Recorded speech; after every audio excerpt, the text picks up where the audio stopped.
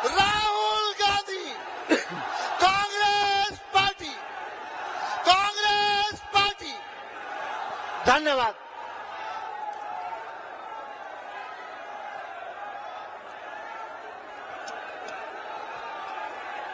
रणदीप जी, कमलनाथ जी, गोविंद सिंह जी, दिग्विजय सिंह जी, कमलेश्वर पटेल जी, Omkar Markham जी, Ajay Singh Rahul ji, Arun Yadav ji, stage पे Congress party के सब वरिष्ठ नेता, हमारे प्यारे कार्यकर्ता, भाइयों और बहनों, प्रेस के हमारे मित्रों, आप सबका यहां बहुत बहुत स्वागत। गर्मी में आप आए, दूर दूर से आए, इसके लिए मैं आपका दिल से धन्यवाद करता हूं।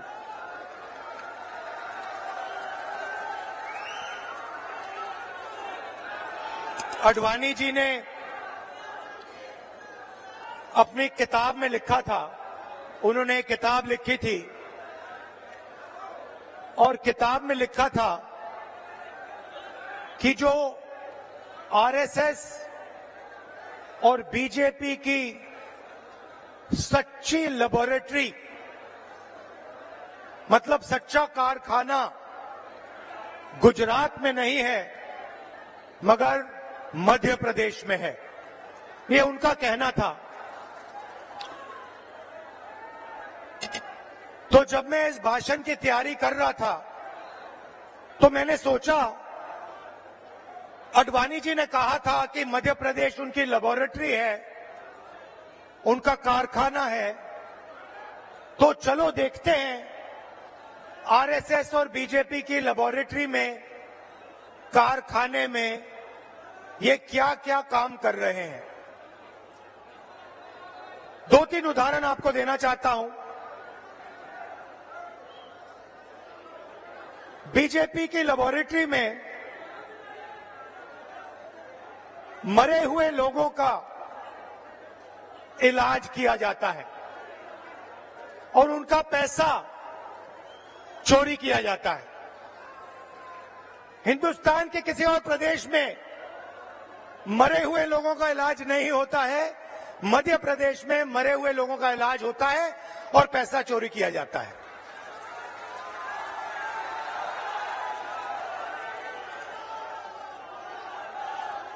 मध्य प्रदेश में और किसी प्रदेश में शिव जी, भगवान शिव से चोरी नहीं की जाती है। मध्य प्रदेश में महाकाल कॉरिडोर में शिव जी से चोरी की जाती है।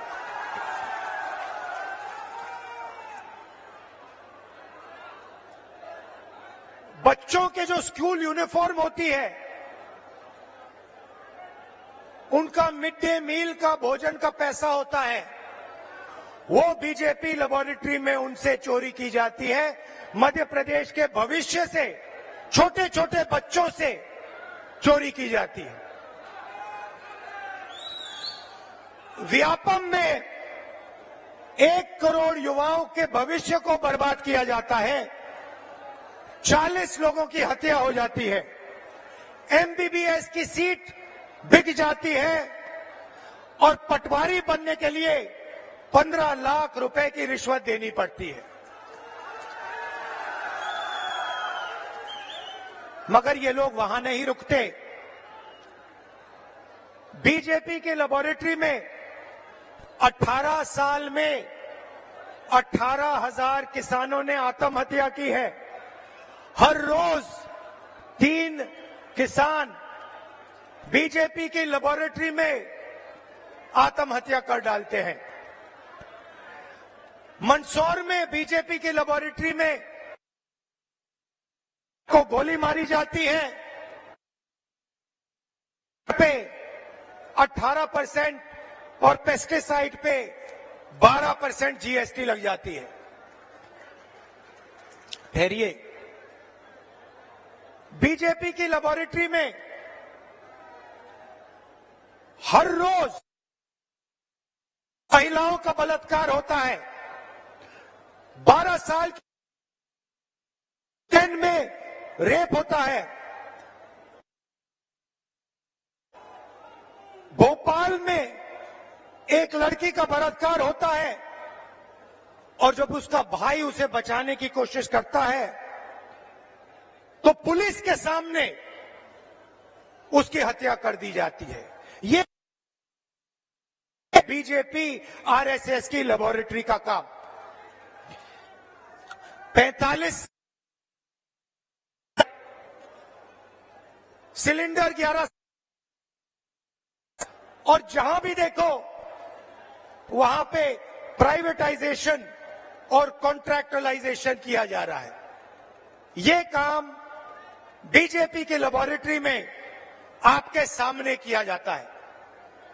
45 सिलेंडर 11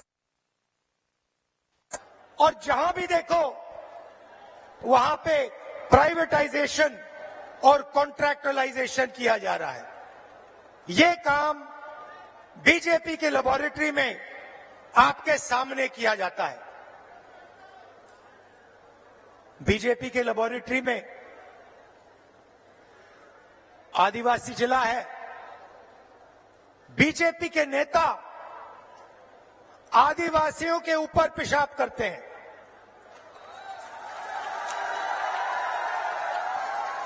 ये मतलब था आडवाणी जी का जब उन्होंने कहा मध्य प्रदेश में आरएसएस और बीजेपी की लेबोरेटरी बनेगी, को करके दिखाया है। आदिवासियों के बीच आया हूं तो आपके बारे में थोड़ा कहना चाहता हूं। देखिए, शब्द बहुत जरूरी होते हैं। जब कमलनाथ जी भाषण देते हैं, हमारे नेता भाषण देते हैं, भाषण देते थे, मैं भाषण देता हूं, ऐसी शब्द का प्रयोग करते हैं। आपने हमारे मुंह से कभी वनवासी शब्द सुना है? आदिवासी शब्द बीच में फर्क क्या है? आदिवासी शब्द का मतलब हिंदुस्तान के वासी जो यहां पहले आए थे। आदिवासी शब्द का मतलब जब पहले हिंदुस्तान आया, पहले लोग जो यहां रहते थे, जो इस जमीन के मालिक थे, उनको हम आदिवासी कहते हैं। मतलब ये कोई खोखला शब्द नहीं है। इसका मतलब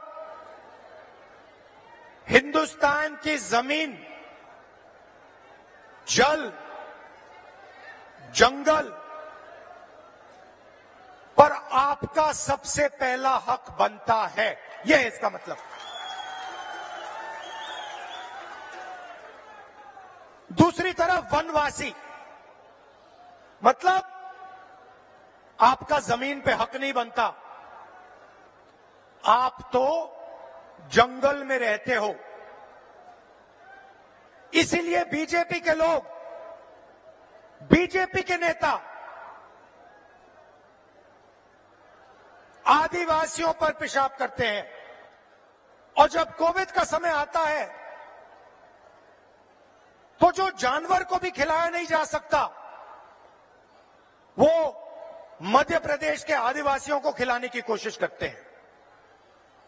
सड़ा हुआ अनाज आपको देते हैं। इनका कहना है कि आपको जंगल में रहना है।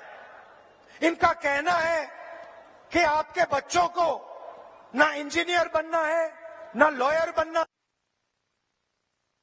कि आपको बैंक लोन नहीं मिलना चाहिए, आपको आवास योजना में सही पैसा नहीं मिलना चाहिए, क्योंकि आप जंगल के हो, आपको जंगल में रहना चाहिए और आपको जंगल में मरना चाहिए। ये है आदिवासी और वनवासी शब्दों का फर्क।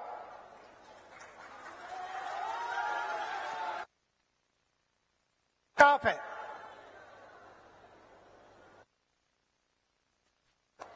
जमीन का हक मिलना चाहिए,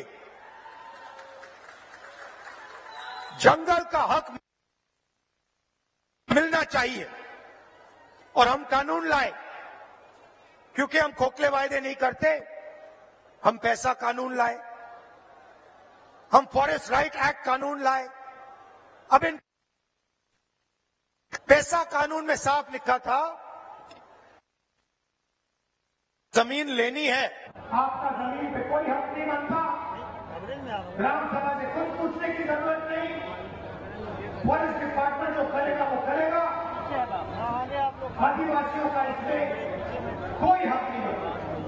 और पैसा कानून को, ट्राइबल एक्ट को उन्होंने रद्द कर दिया। 4.5 लाख पट्टे, जमीन के पट्टे जो आपके हैं, जो आपको मिलने चाहिए, उन पट्टों को बीजेपी की सरकार ने रिजेक्ट कर दिया, रद्द कर दिया। क्योंकि वो कहते हैं भैया आप आदिवासी नहीं हो, आप वनवासी हो, जमीन का तो आपका हक बनता ही नहीं है। कमलनाथ जी की सरकार ने 3.5 लाख पट्टे आपके हवाले कर दिए थे।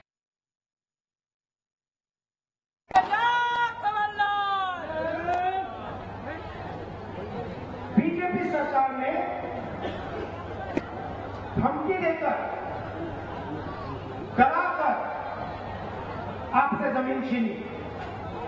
जोबट में, मंडला में, डिंडोरी में आपने धरना की, आप खड़े हो गए, आपने कहा हम आपको जमीन नहीं देना चाहते, मगर हिंसा के साथ सरकार के बल को प्रयोग करके आपको हटाया गया और जो आपका है आपसे छीना गया। कांग्रेस पार्टी आपकी जंग जमीन और जंगल के लिए लड़ेगी। मैं आपको यहां गारंटी देके कह रहा हूं, जो आपका है वो आपको हम वापस दे देंगे। जो आपकी जमीन का हक है हम आपको दे देंगे। मैं आपसे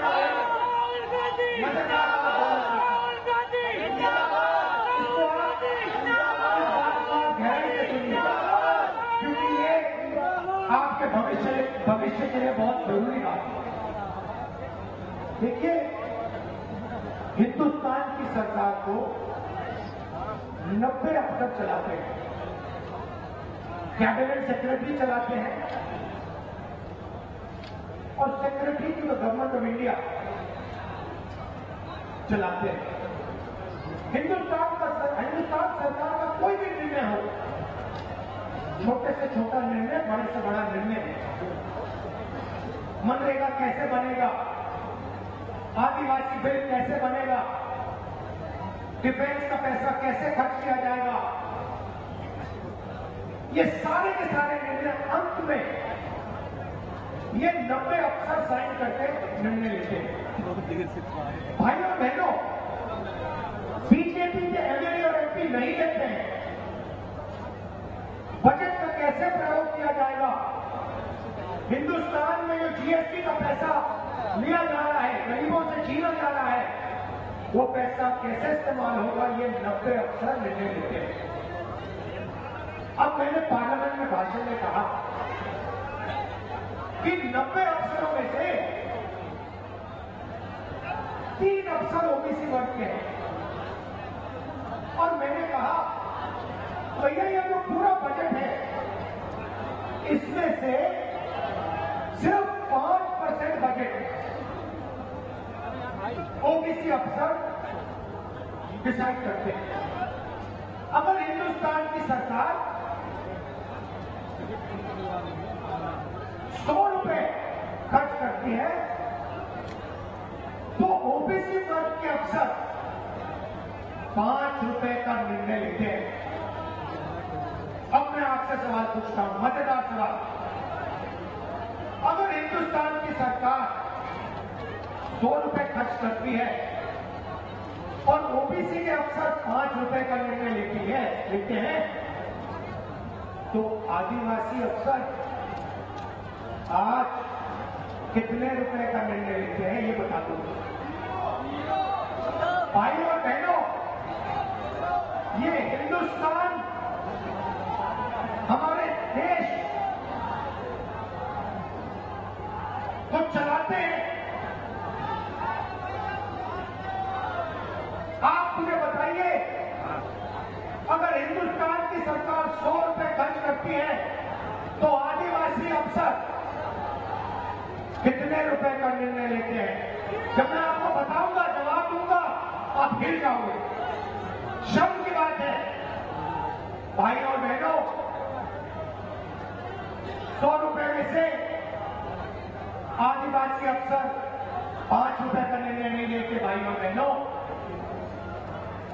नहीं, 1 रुपए का भी निर्णय नहीं लेते, 50 पैसे का भी निर्णय नहीं लेते, 25 पैसे का निर्णय नहीं लेते। भाई और बहनों, हिंदुस्तान अगर 100 रुपए खर्च करता है तो आदिवासी अफसर 10 पैसे का निर्णय लेता है। इससे बड़ा आदिवासी वर्ग का अपमान किया जा सकता है क्या? नहीं। इसीलिए हम सवाल उठा रहे हैं। आदिवासियों को इस देश में आज क्या हक मिलना चाहिए, कितना हक मिलना चाहिए? ओबीसी वर्ग को कितनी हिस्सेदारी मिलनी चाहिए? एससी वर्ग को कितनी हिस्सेदारी मिलनी चाहिए? ये सवाल है देश के सामने। इसीलिए हमने कास्ट सेंसस की बात की है। इसीलिए हम कास्ट सेंसस चाहते हैं, जाति जनगणना चाहते हैं और हम करवा के दिखाएंगे।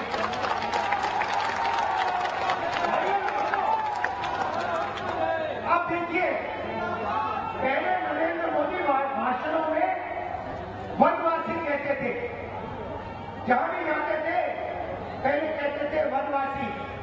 मैंने भाषण किया, मैंने कहा नरेंद्र मोदी जी, आप आदिवासियों का अपमान मत करो। आप ये वनवासी शब्द कभी फिर से प्रयोग मत करो। अब आप देखिए, नरेंद्र मोदी जी का भाषण देखिए, अब वो वनवासी नहीं कहते, अब वो आदिवासी कहते हैं। मुंह से आदिवासी शब्द निकलता है, दिल में वनवासी शब्द है। भाइयों और बहनों, मुंह से आदिवासी, दिल और दिमाग में वनवासी। हमारी नीयत साफ है, दिल से आदिवासी, दिमाग से आदिवासी, मुंह से आदिवासी, कर्मों से आदिवासी। हमने आपको झूठ बोलने नहीं आए हैं। भाइयों बहनों, हमारी गारंटी सुन लीजिए। मैंने आपसे कहा था, आपकी जो जमीन है उसका हक आपको मिलेगा। जाति जनगणना की मैंने बात कर रखी, पार्लियामेंट में रखी, हम करवाएंगे, चाहे बीजेपी करवाए ना कराए, हम उन पर ऐसा दबाव डालेंगे, ऐसा दबाव डालेंगे, उनको करना ही पड़ेगा। अगर नहीं करेंगे, खड़े हो जाओ, हम करेंगे। भाइयों बहनों, छत्तीसगढ़ की सरकार ने काम शुरू कर दिया, कर्नाटक की सरकार ने काम शुरू कर दिया, राजस्थान की सरकार ने काम शुरू कर दिया। कहां तक भागेगी बीजेपी? कहां तक दौड़ेंगे? मध्य प्रदेश में हमारी सरकार आएगी, पहला काम हमारी सरकार का संसद कर देगी। क्यों? क्योंकि हम आदिवासी वर्ग को, दलित वर्ग को और ओबीसी वर्ग को हिंदुस्तान की हिस्सेदारी देना चाहते हैं। मेरा सीधा सवाल है, अगर हिंदुस्तान में 50% से ज्यादा आदिवासी वर्ग है, तो दिल्ली में 90 अफसरों से सिर्फ 3 ओबीसी वर्ग के क्यों है? अगर आदिवासी वर्ग 10-15% है तो 100 रुपए में से सिर्फ 10 पैसे करने में आदिवासी वर्ग क्यों ले रहा है? हम बदलने जा रहे हैं और पहला कदम कास्ट सेंसस, जाति जनगणना है। पहला कदम। मैंने कमलनाथ जी से कहा, कुछ दिन पहले मैंने कमलनाथ जी से कहा, कमलनाथ जी आपकी एज क्या है? आयु क्या है आपकी? हाँ,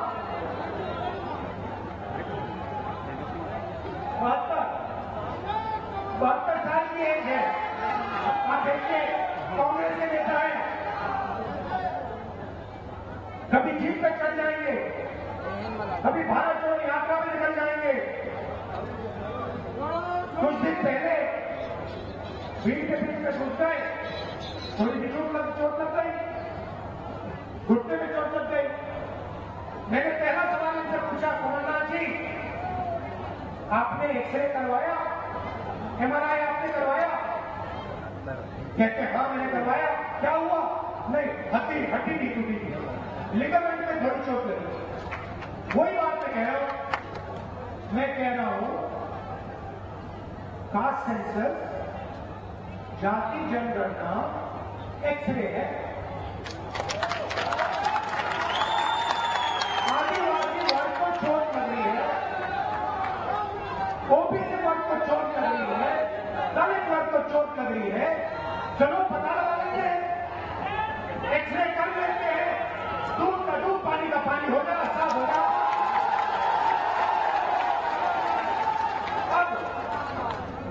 मैं नरेंद्र मोदी को चैलेंज दिया, मोदी जी आप प्रधानमंत्री हो, देश का एक्सरे करा दो।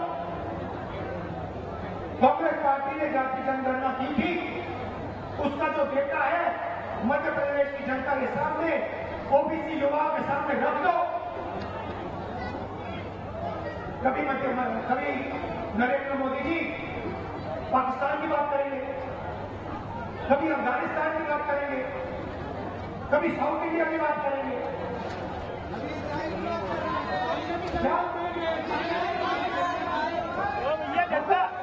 इधर ध्यान करवाएंगे, उधर दिखाएंगे, ऊपर दिखाएंगे, नीचे दिखाएंगे। अरे नरेंद्र मोदी जी, कास्ट सेंसस है, जाति जनगणना, उसके बारे में अपने भाषण में बोल दीजिए।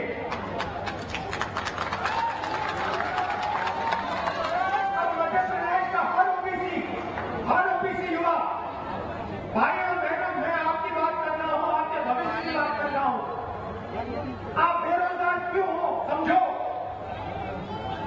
क्योंकि कास्ट सेंसस नहीं किया गया,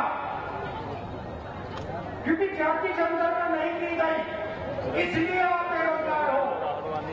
क्योंकि आपके लोग हिंदुस्तान की सरकार को नहीं चला रहे, बजट के निर्णय नहीं ले रहे। कल भाई और बहनों, ओबीसी भाइयों और बहनों, युवाओं, प्रेस कॉन्फ्रेंस हो रही थी, मजेदार। मुझसे सवाल पूछ रहे मोदी जी के बारे में,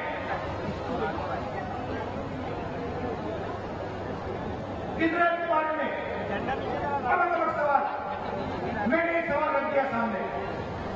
मैंने प्रेस वालों से पूछा, भैया एक बात बता दो, आप यहां पे 200-300 लोग खड़े हो, आप मीडिया के लोग हो, आप न्यूज बनाते हो, आप अखबार छपाते हो, आप टीवी चलाते हो, मुझे एक बात बता दो, आप में से ओबीसी कितने हैं? भाइयों बहनों, सन्नाटा छा गया। ना एक ओबीसी था, ना एक दलित था, ना एक आदिवासी था। ये सवाल है हिंदुस्तान के सामने। इस सवाल का जवाब हम निकालना चाह रहे हैं। ओबीसी युवा है कितने, उनकी भागीदारी कितनी होनी चाहिए, ये हम जानना चाह रहे हैं। तो सुना आपने राहुल गांधी को। राहुल गांधी का बीजेपी सरकार पर वार। मध्य प्रदेश में मरे लोगों को इलाज होता है, ये कहा गया है राहुल गांधी की तरफ से कि मध्य प्रदेश में मरे लोगों का इलाज किया जाता है। बीजेपी आरएसएस की प्रयोगशाला है मध्य प्रदेश। मरे हुए लोगों का भी इलाज यहां पर होता है। एमबीबीएस की सीटें बिक जाती हैं। बीजेपी की प्रयोगशाला में खुदकुशी होती है। हर दिन 3 किसान खुदकुशी करते हैं। जो जमीन के मालिक थे वो आदिवासी हैं। जो सबसे पहले आए वो आदिवासी हैं। आदिवासियों का सबसे पहले हक है। आदिवासियों को खराब अनाज मिलता है। जल जंगल जमीन के लिए हम लड़ेंगे। तो आदिवासियों को लेकर भी उन्होंने बयान दिया यहां पर और कहा कि हम जल जंगल जमीन के लिए लड़ेंगे।